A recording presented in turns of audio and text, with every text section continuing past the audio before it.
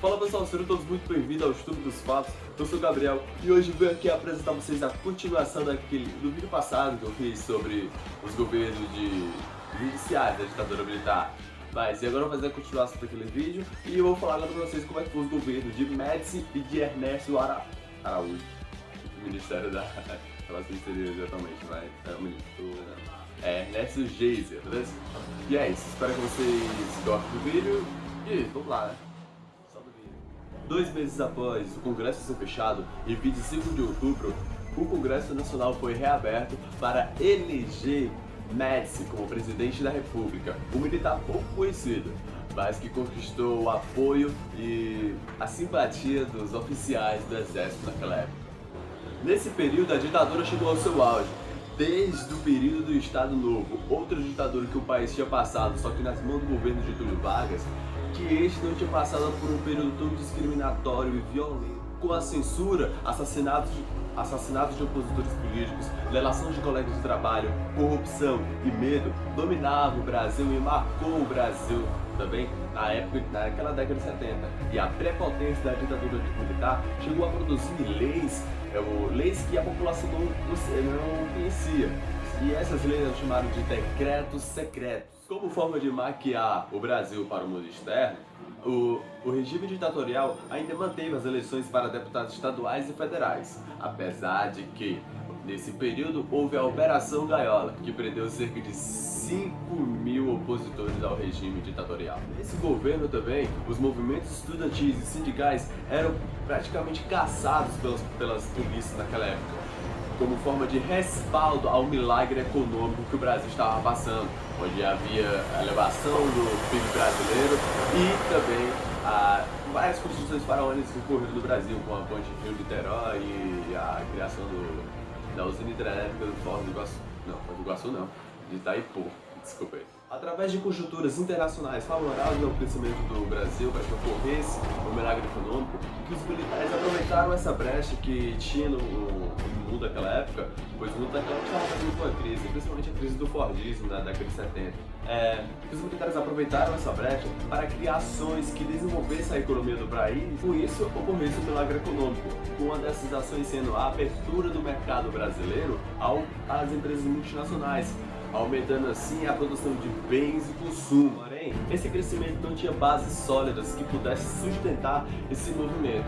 Com isso, o milagre econômico brasileiro quebra, proporcionando assim em uma desigualdade regional, como o Nordeste ficando para trás desse crescimento e o Sul e Sudeste tiveram um crescimento absurdo em suas economias e estrutura daquela época. Com isso, as pequenas e médias empresas que existiam no Brasil naquela época sofreram crises assim, por causa que as grandes beneficiárias desse milagre econômico brasileiro foram as empresas multinacionais, que tomou o espaço dessas médias e pequenas, fazendo meio que dominando, né, o mercado brasileiro. Na prisão, os detentos eram torturados logo ao chegar em seus locais.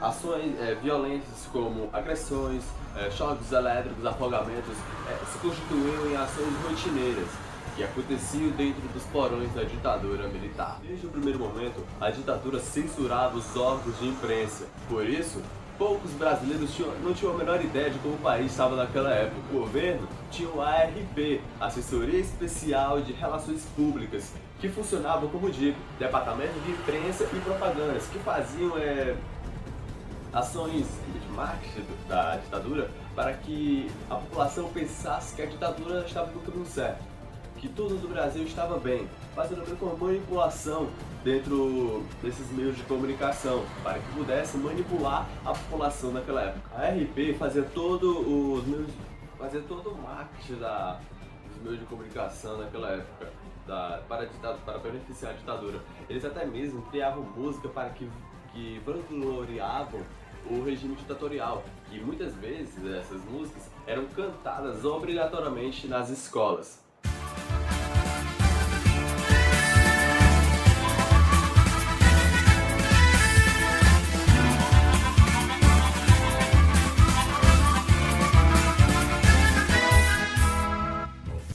Em 1970, a seleção brasileira de futebol conquistou o tricampeonato mundial, feito inédito na história do futebol naquela época. E o presida, Médici, aproveitou toda essa euforia do povo brasileiro que tinha conquistado o tricampeonato mundial, né? Que é a seleção naquela época até os dias de hoje, né? Tipo a paixão do povo brasileiro. Tinha aproveitado essa euforia do povo brasileiro para divulgar as virtudes do governo, para dizer que, olha, estamos no caminho certo, isso aqui, não faz toda aquela divulgação, né, tipo política mesmo, para beneficiar mais ainda o regime. E até mesmo ele fazia um slogan, colocava adesivos nos cantos, assim, e criava slogans, como vocês estão vendo aqui, ouviram aqui, sobre Brasil, ame ou deixo, eu te amo meu Brasil, como também, ninguém segura esse país. Neste ano, em 1970, as universidades brasileiras estavam praticamente sob os domínios dos militares. Até mesmo existiam órgãos de espionagem dentro dessas instituições que eram camuflados como serviço de informação. E dentro dessa situação que estava nas universidades naquela época, a UFRGS, eu acho, que é a Universidade Federal do Rio Grande do Sul, condecorou o general Médici a doutor honoris causa, que é uma causa maior que a maior condecoração que uma universidade pode dar a uma pessoa. A ditadura acabou asfixiando a cultura nacional. Muitos artistas naquela época procuraram exílios para divulgar e espaços para divulgar suas produções. Artistas como Chico Buarque, Gilberto Gil, Caetano Veloso, Geraldo Vandré, que eles tiveram que sair do país para escapar das caçadas que os militares estavam fazendo a essas pessoas, a esses artistas, por sinal. E em 1974, Médici sai do poder e abre espaço para que nos próximos 4 anos adiante, naquele período, o Brasil fosse governado por o general Ernesto Geisel, que teve como um dos principais opositores do Colégio Eleitoral naquele ano o deputado Elísio Guimarães, que este realizou mobilizações e vigorosas manifestações pelo Brasil todo, onde na maioria dessas manifestações o que estava em pauta mesmo era a anistia. Logo em seu primeiro ano de mandato, Geisel teve que enfrentar uma crise batendo na sua porta, pois o milagre econômico estava caindo e conclusivamente chegando a seu fim. Um dos objetivos de Ernesto Geisel era uma política de abrandamento de alguns aspectos que a ditadura militar prendia o Brasil. Era como se ele estivesse libertando o Brasil aos poucos das correntes que prendiam o país ao regime ditatorial e também libertando gradativamente a libertação da democracia, sem que houvesse algum questionamento direto dos oficiais que estavam ao redor do seu governo, pois ele pretendia manter os privilégios das grandes empresas e grandes grupos que faziam com que o povo brasileiro não degustasse do fruto do milagre econômico.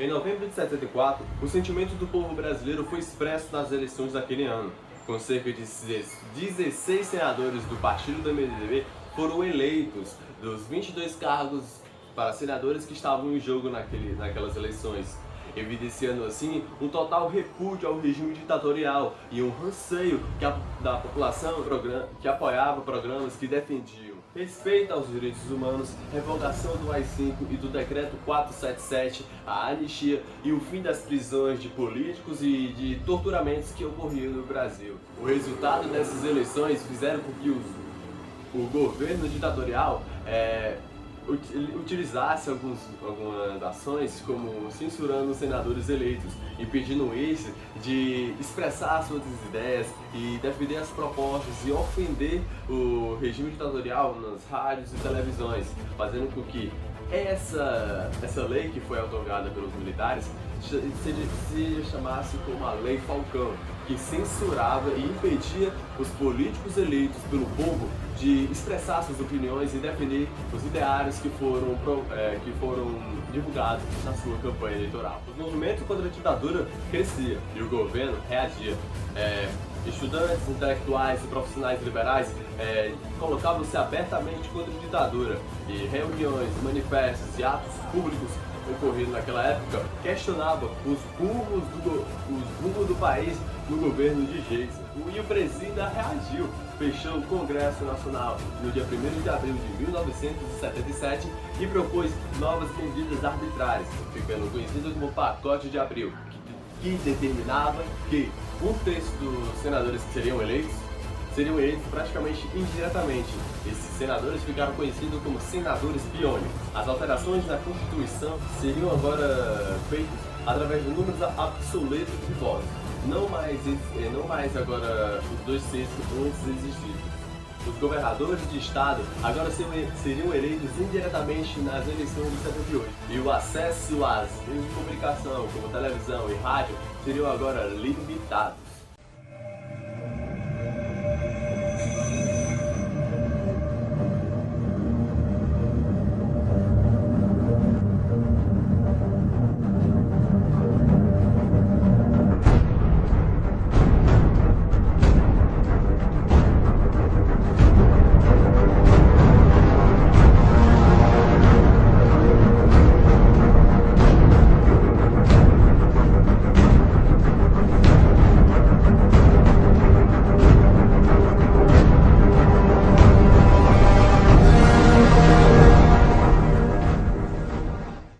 Apesar de todas as repressões e violências que a oposição sofria, ela mesma continuava crescendo. Um dos fatos que intensificou essa crise que o regime ditatorial estava passando foi a greve do ABC Paulista em 1978, depois de 10 anos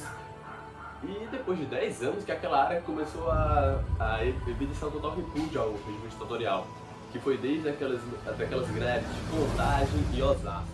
O movimento grevista acabou se espalhando pelo país e o governo, pressionado por essas manifestações, acabou fazendo algumas modificações nas constituições, dentre elas o fim do AI-5, que era praticamente o que todo mundo queria, praticamente todo mundo mesmo, todos os brasileiros queriam o fim desse ato institucional.